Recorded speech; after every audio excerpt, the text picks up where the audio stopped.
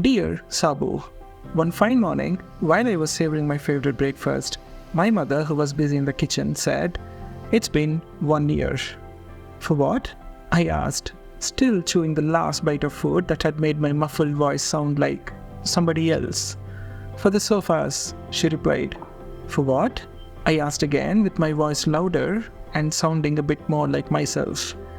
Even though I heard the word, I had expected something else. "The sofas. We got them renovated same time last year, remember?" she added. And I marveled. How does she remember all this? Not just about the sofas, but everything.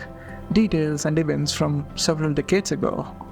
I noticed her favorite and frequent recollections are from the days of her childhood.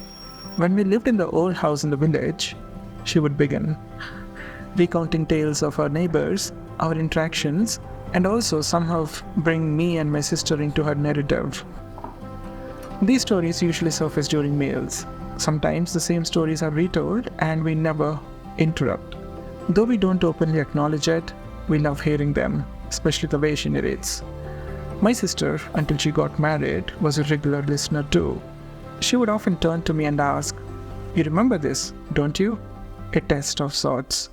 My mother, the keeper of these tales, obviously remembers them, and my sister recalls most of them, and I, a misfit with my terrible memory. Sometimes I ask, "Did that happen?" and accept my defeat. No, I do not remember. The other times I just nod and say, "How can I forget that?" A shameless lie. The other day I was at the cafe, reading, when another regular visitor greeted me warmly. "Hey Avinash, how are you today?" I responded, "Good. How is your day going?"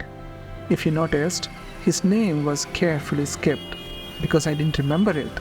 I could have asked again, but I've already done that twice. No, thrice. I couldn't bear to ask again, not after his warm greeting and our candid conversation. I also believe my curiosity and eye for the little things have come from her, my mother, and I wonder, had her life been different and not fully dedicated to us and home, what more she could have done. When she is busy throughout the day with the 101 things she does, she calls me whenever she finds something interesting. A few days ago, it was two parrots on a ledge.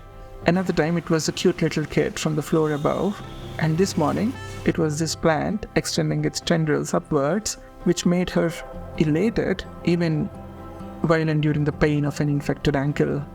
Talking of which, it comes in different shapes and forms. The pain. There is one peculiar sort that brings out the worst, hollow feeling in your stomach. To endure one's suffering is just a trial. To witness helplessly the pain of those we care about is a terrible sentence. At some point in the past, someone reading this book had felt moved to take a pen and draw a line under these words. It made me happy to think that because I had been moved by that same passage too. I was now connected to that stranger. I love these lines from this book. And I wonder which stranger or reader will arrive at these lines I'm leaving behind. Any guesses, Sabu?